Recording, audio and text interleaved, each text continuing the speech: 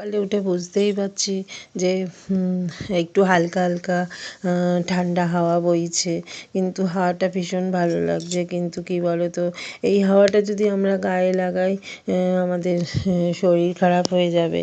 আর এই হাওয়াটা যদি গায়ে লাগাই তাহলে সর্দি কাশি নানা রকম শরীর খারাপ হবে। কিন্তু আমরা এই হাওয়াটা খেতে এতই ভালোবাসি যে শীতের আগে শীত পড়ছে এই সময় আমরা এই হাওয়াটাই ছাদে, রাস্তায়, বাসে সবসময় হাওয়াটা খেতে চাই। তবে আমরা পরে যে আমাদের শরীর খারাপ হবে আমরা সেটা বুঝতেও পারি না।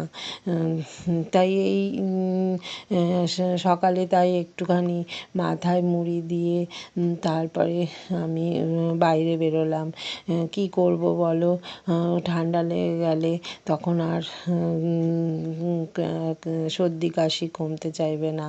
তার জন্য আমি মাথায় একটু মুড়ি দিয়ে তারপরে বাইরে বেরিয়েছি।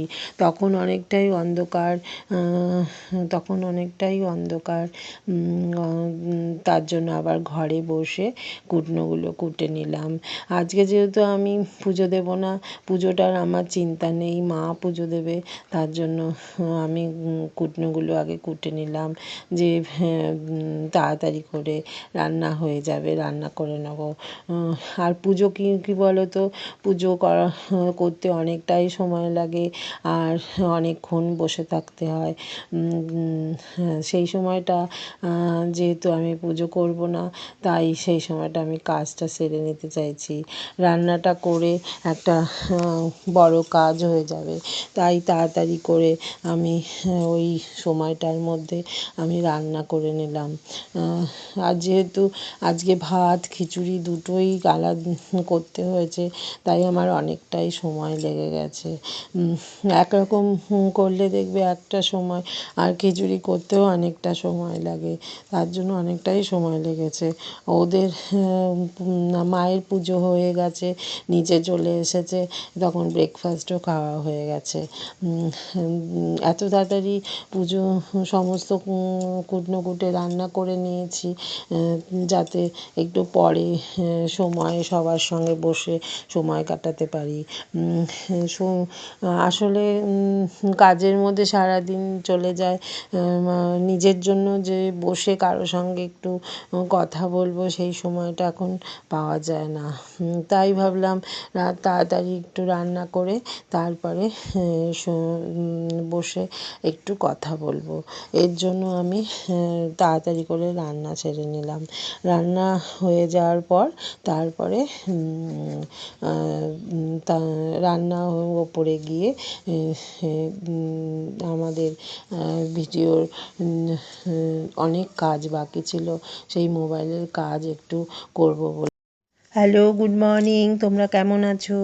তোমাদেরকে সঙ্গে নিয়ে আমার এই আজকে নতুন ভিডিও শুরু করছি। তোমাদের নিশ্চয়ই ভালো লাগবে এই ভিডিওটি। সমস্ত কাজবাজ সেরে ফেলেছি, কিন্তু আজকে আমি পুজো দিতে পারবো না। প্রতি পূর্ণিমাতেই আমি নারায়ণকে সিন্নি দিই, এবারে কিন্তু পুজো দিতে পারবো না, তাই মনটাও খারাপ লাগছে। কিন্তু কি করার, আমাদের তো এই কটা দিন আমাদের মেনে নিয়ে চলতে হবে। মা এসেছে বলে তাই আমি মাকেই বললাম পুজো দিতে, তা না হলে আমার হাজবেন্ডই পুজো দিয়ে থাকে। এবারে দেখো সমস্ত কাজ সেরে, সকালে বাসি কাজ সেরে আমি এই ঠাকুর ঘর সমস্ত কিছু আমার মা মুছে নিয়েছে, আর আমি সমস্ত বাইরের কাজগুলো সেরে নিয়েছি। সেরে এবারে মা যেহেতু পুজো করছে তাই চলে আসলাম আমি সকালে টিফিনটা বানাতে। সকালে আজকে বানাবো লুচি আর আলুর তরকারি। তাই ময়দা মেখে নিয়েছি, লেচি করে নিয়েছি এবং ময়দা মেখে লিচি করে লুচিগুলো ভেজে নিচ্ছি। এবারে তোমরা খেয়াল করেছো যে আমাদের একটু একটু শীত অনুভব হচ্ছে, হালকা টান ধরছে, শীতের আগমন হচ্ছে। এসব আমরা বুঝতেই পারছি, একটা ময়শ্চারাইজারের দরকার হচ্ছে। একটু একটু করে পরিবর্তনের মধ্যে দিয়ে শীতের আগমন হচ্ছে আমাদের কাছে। আমার কাছে জানো তো প্রতিটি ঋতুই ভীষণ ভালো লাগে। প্রতিটি ঋতুর এক একটা সৌন্দর্য বহন করে। যেমন শীতকালে খুবই শীত লাগে, শীত হলেও তার একটা আলাদা সৌন্দর্য আছে। শীতকালে নানা রকমের সবজি ওঠে, প্রকৃতির মানে নিয়মে সেই সবজিগুলো শীতেই শুধু পাওয়া যায়, অন্য সময় পাওয়া গেলেও সেগুলো সুস্বাদু হয় না। আবার গরমেও যেই সবজিগুলো পাওয়া যায় সেগুলো গরমেই ভালো লাগে, শীতে আর ভালো লাগে না। এই বর্ষাকালে যেগুলো পাওয়া যায় সেগুলো বর্ষাকালেই ভালো লাগে। এক একটা ঋতুর এক এক রকম সৌন্দর্য বহন করে থাকে। তাই আমাদের এই শীতের যে আগমন তা আমরা অনুভব করতে পারছি। শীতের আগমনে আমাদের মনটাও দেখবে মানে মনে হয় চারদিকে ঘুরে বেড়াই, এখানে যাই ওখানে যাই, কিন্তু বর্ষাকালে বা গরমকালে কিন্তু তা মনে হয় না। সেটা আবার আলাদা অনুভূতি। শীতকালে একটু মনটা অন্যরকম থাকে, মানে ঘুরে বেড়াতে ইচ্ছে করে, কিন্তু গরমে সেটা মনে হয় না, বর্ষা সেটা মনে হয় না। তাই শীতকালটা আমার মনে হয় রাজা বললেই ভালো। সব মানুষের কাছে শীতকালটা খুবই প্রিয়, কারণ খেতে নানা রকম সবজি পাওয়া যায়, নানা রকম খেয়ে নানা রকম অনেকেই হজমও হয় ভালো। এই দিক থেকে শীতকালটা খুবই ভালো। এবং শীতকালে দেখবে যা খাবে তাই মনে হবে যে মানে অসুবিধে মনে হবে না, কিন্তু অন্য ঋতুতে অনেকটাই অসুবিধে হয়।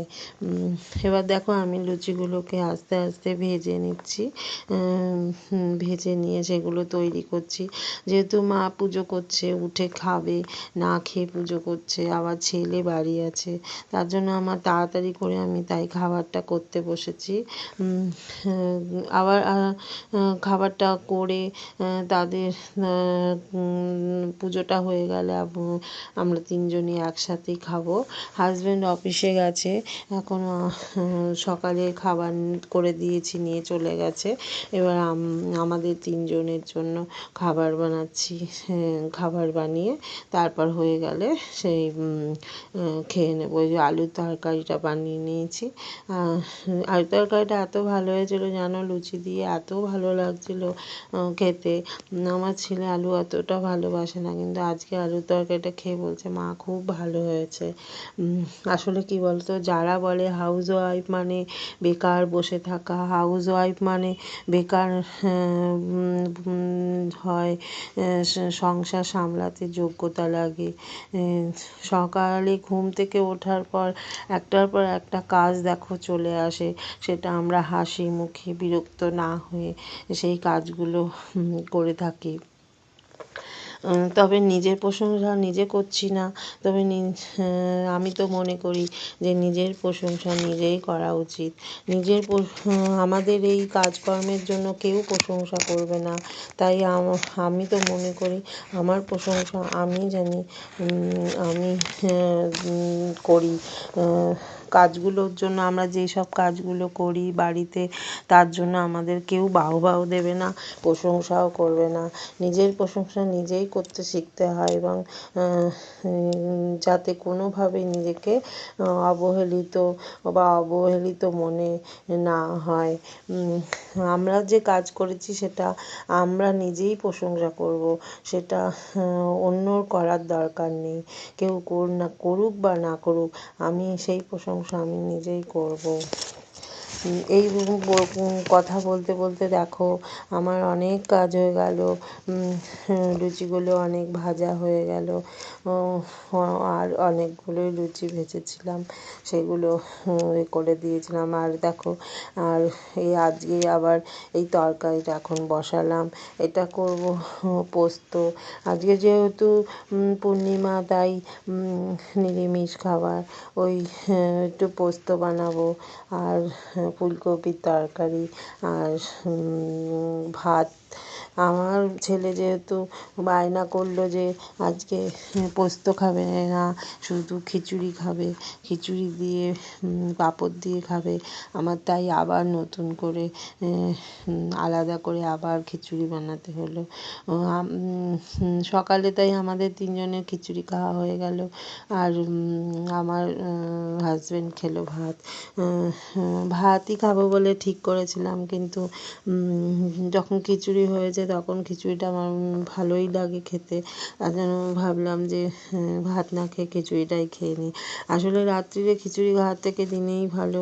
রাত্রিবেলা আসলে খিচুড়ি খেলেও ভরপেট থাকলে অম্বল মতো হয়ে যায়, তো তাহলে দিনের বেলায় তার জন্য খেয়ে নিলাম, রাত্রি আর অতটা খাবো না। তবে আমি কাকুলি, আমার চ্যানেল আকাশের নিচে, তোমরা ভালো থেকো, সুস্থ থেকো, আর আমার চ্যানেলটাকে যারা নতুন তারা সাবস্ক্রাইব করে দিও। আর আমার বন্ধুরা তোমরা লাইক কমেন্ট করো, আর নতুন বন্ধুরা সাবস্ক্রাইব করে দিও। এই বলে আমরা টাটা, টাটা টাটা।